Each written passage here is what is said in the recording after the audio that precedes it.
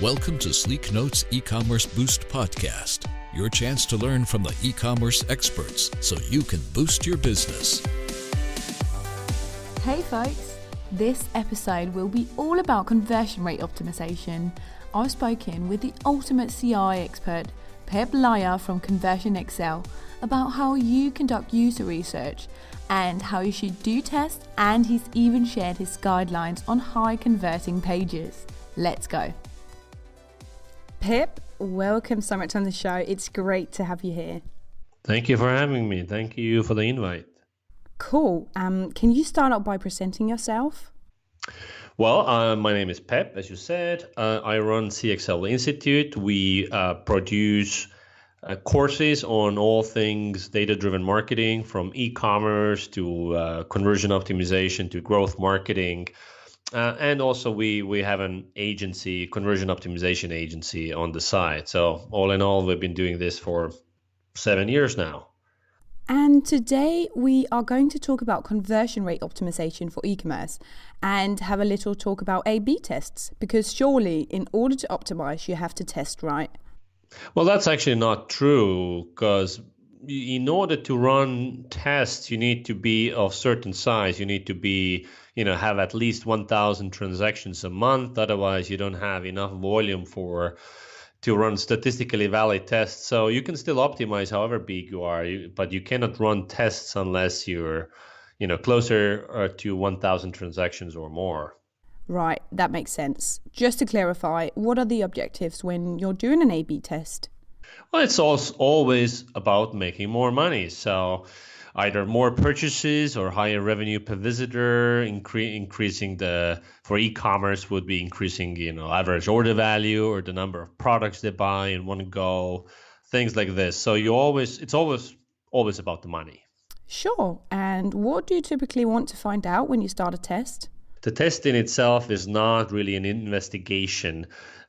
You should do, research beforehand, whether it's user testing or surveys, talking to users, digital analytics explorations, and so on. So with an A/B test, you're solving problems. So essentially trying to see which solutions work the best to address the problems that you have identified. Okay, and what does a split test typically contain? Is it only two versions you're testing against each other, or what's a typical format? Well, when you say a split test, then that would be an A/B test, but it could have, the whole alphabet, A, B, C, D, E, F, G test if you wanted to. It all depends on how much traffic you have. So if you have a ton of traffic, let's say tens of thousands of transactions per month, you definitely should add more variations to the test, because again, with an A/B test, you're solving problems. So think of A/B tests as solutions, ideas for solutions for problems.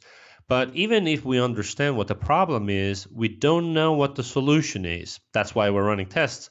And the more ideas for different solutions we can test at once, the better the odds that we came up with, something that actually works. So if you can test more variations than just A/B, you should go for it. So then traffic on your website would be evenly split between, however many variations you have.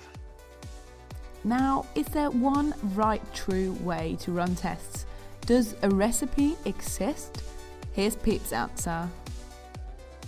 No, there is no, because this is not magic. This is a scientific process, essentially, because A/B testing is, tip of the iceberg when it comes to conversion optimization. So 90% of the work is the conversion research work.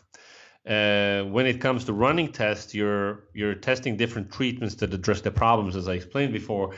The only right way to run the test and after is it's about statistics, like how long you run the test, when do you stop the test, and there's just one right way to do it, because in order to because this is a common mistake that people enter A/B tests too early.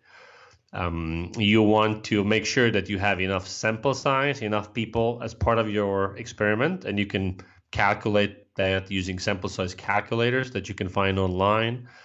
And then you need to run the test for at least a minimum of 2 weeks, if not 4 weeks, depending on how long it takes for you to reach the desired sample size.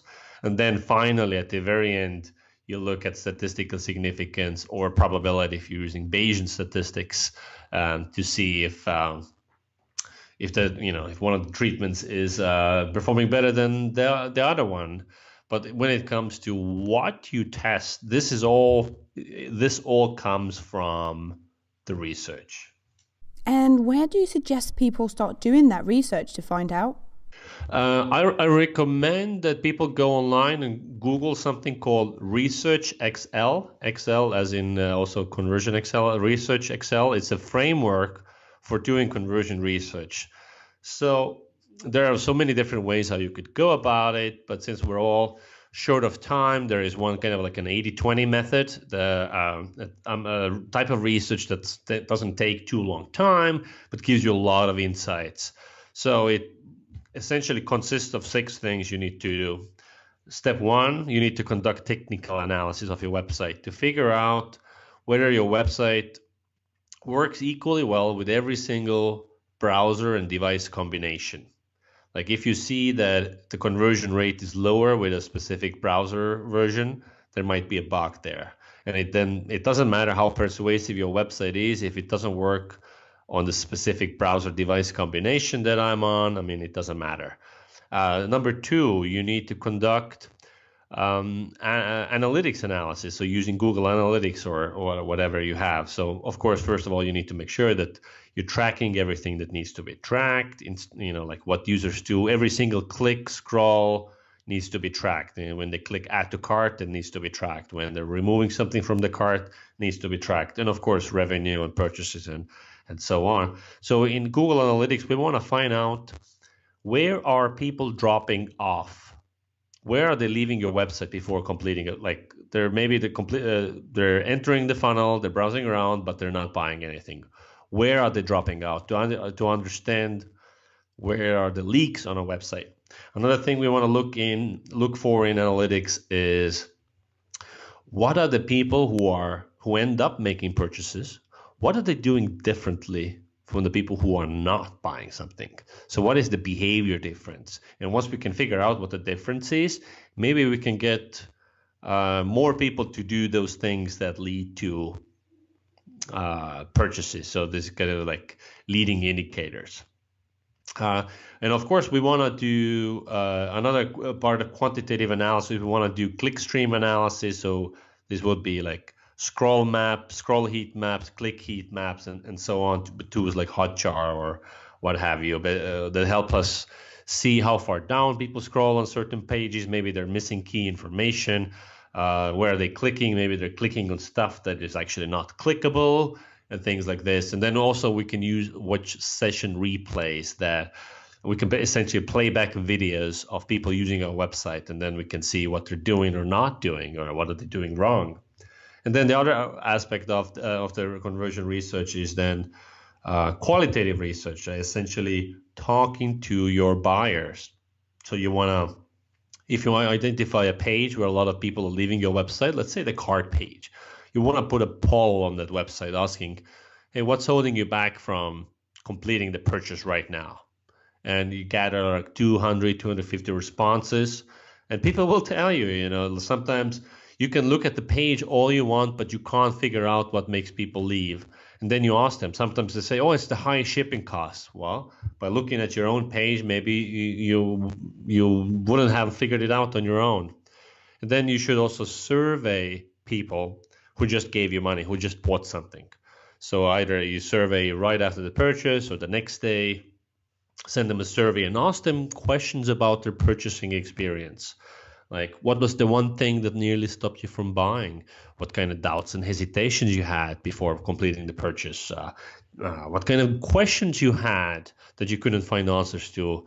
And also questions about like who they are in general and what type of people, and with the goal to understand better who they are, and then also what type of friction they experienced.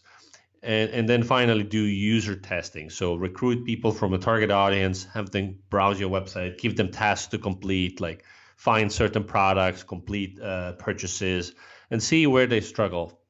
And if you go through all that research, and it takes a long time, it might take weeks, you'll find so many problems with your website, so many things that are, say, suboptimal. And then you go to A/B testing, because again, A/B testing is addressing problems that you find by testing which solution might solve the problem.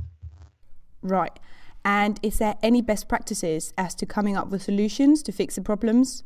Well, the most important thing here is that you need to understand what the problem is to begin with. So if you did a good job with the research and you understand what the problem is, then you can discuss with your team, use common sense, like, oh, they're not seeing this piece of copy that tells them that. Let's make it bigger, let's make it more prominent. Or, oh, only like 1% of our visitors are using search. However, when they do use search, they convert 2 times better. So let's make search more prominent, bigger. So it's not really rocket science once you understand what the problem is.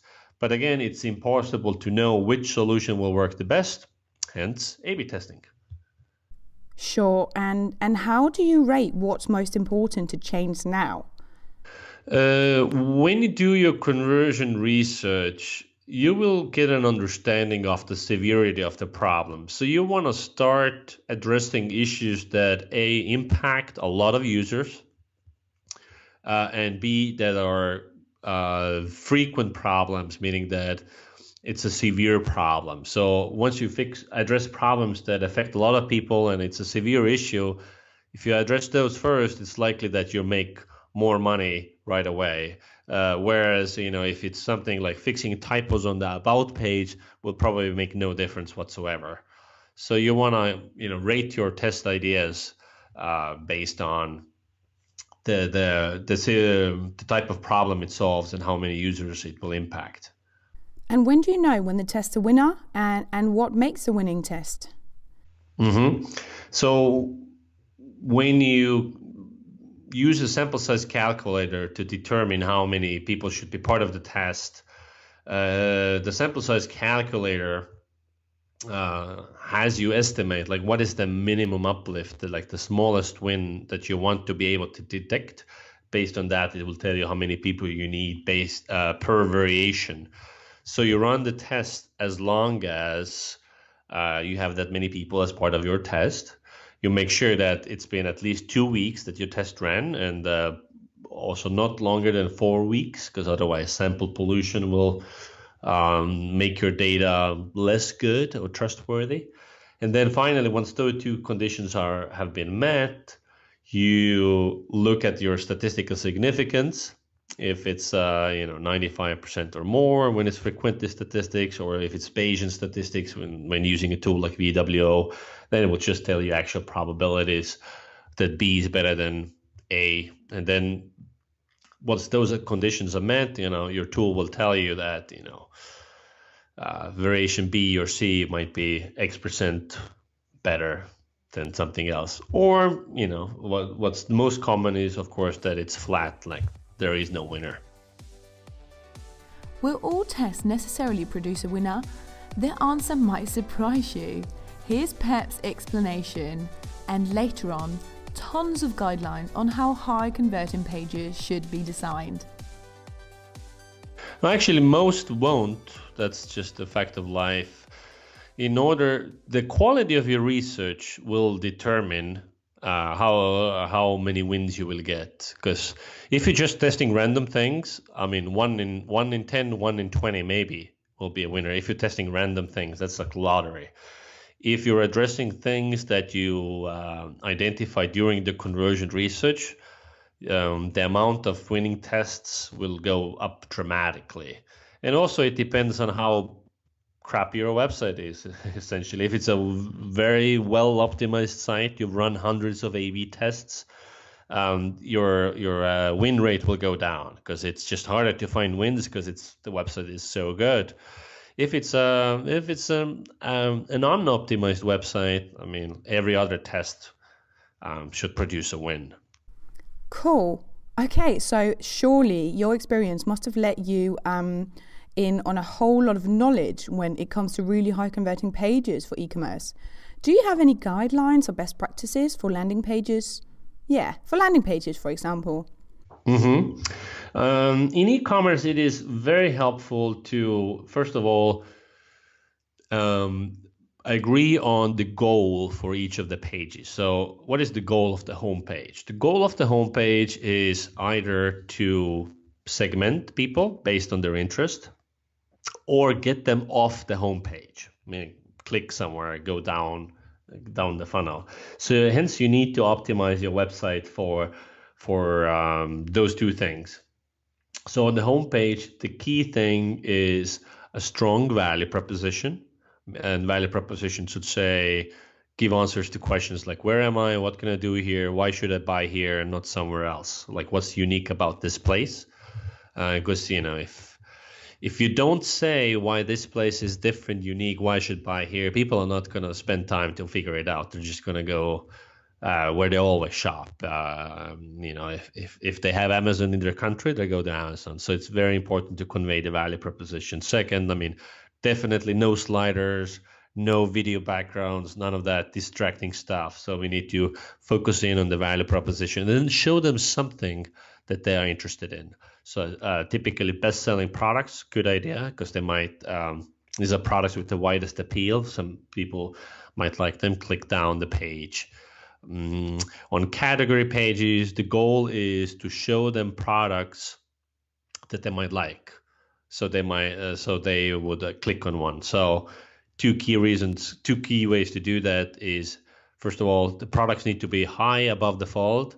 A lot of e-commerce sites make this mistake by making this, let's say, branded big photography above the fold. So people need to scroll down to the actual products. Big mistake. You need to show products right away. Second, you need to sort order. Show best-selling products first. A lot of people sort by ID or newly added or by price. Typically not a good idea. So show best-selling products at the top. Try typically what works depends on the type of products you use. If these are like visual products, like products I buy based on design, like clothing, you want big photography. So meaning that in the category page, maybe 3 products per row, large thumbnails. If it's products where I don't care about the design of the product or the photo very much, maybe I'm buying nails or screws, you can have smaller images, more products per row.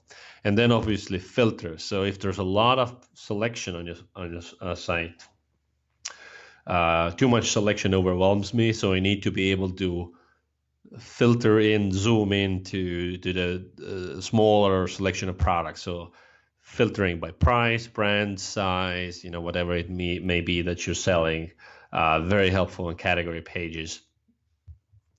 And on the product page, the goal, of course, is get people to add to cart.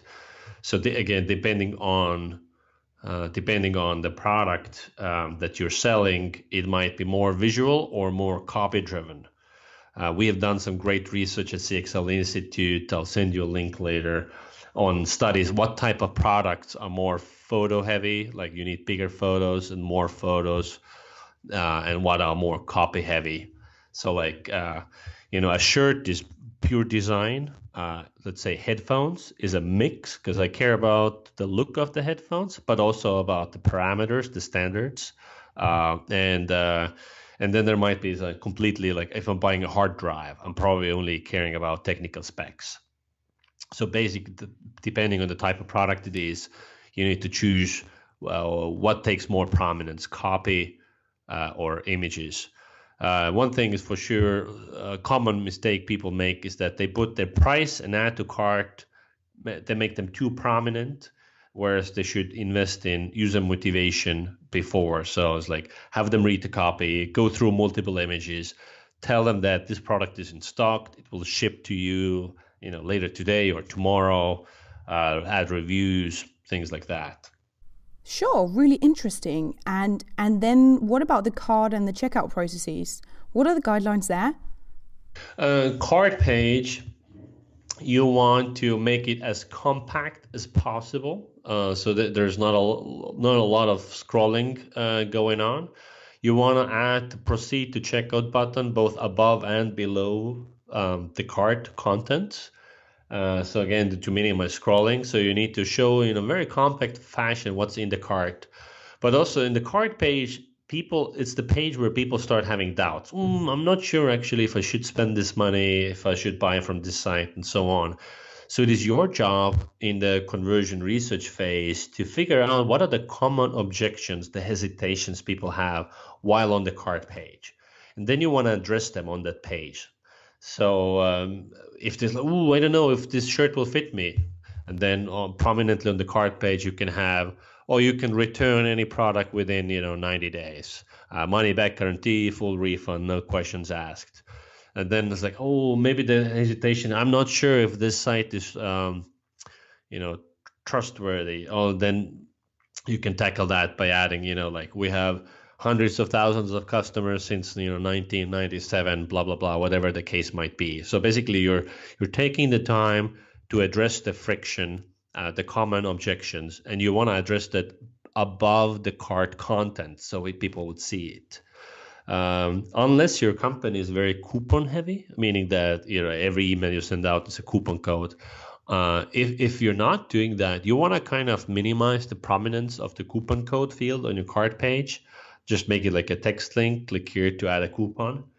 If the coupon code field is too prominent, then too many people will leave your site to Google for coupons. And if your competitors are smart, they are bidding. They have AdWords ads on your company's keywords and coupon codes, and they will show their coupon codes instead, and then you will lose customers. And on the checkout page, I would say 3 key things to focus on. Again, depending on who your audience is. Like older people might be worried about security, younger people less so. So you might want to make the page look secure. So don't just assume that people think it's secure. You want to look the part. Second is the shipping form.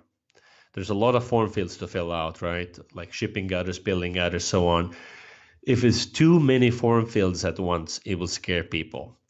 So there are a couple of ways to go around it. One is that you can use address autocomplete. So you have just one field for address, and as people start typing in their address, if you use like Google Address Autocomplete API, it will just autofill the address for you, and then you show the city and country and state and whatever you have. In the beginning, don't even show those fields, just make it less compact. More compact. So the form as compact as possible, address autocomplete, very important. Do not have people register by default. Make guest checkout an option. Is a major sales killer if you force people to register. If they do guest checkout, on the thank you page, offer them, hey, please just enter the password and you can do shipping tracking, because they entered their email and their address and everything anyway, right? You already have all that data. So essentially they are creating an account. They just don't know. So these would be my 3 tips for the checkout. Fantastic. Okay, thank you so much for your time and your really cool input. Oh, thank you. My pleasure. That's all for now. Don't forget to leave a rating before you leave. See you soon for more e-commerce Boost.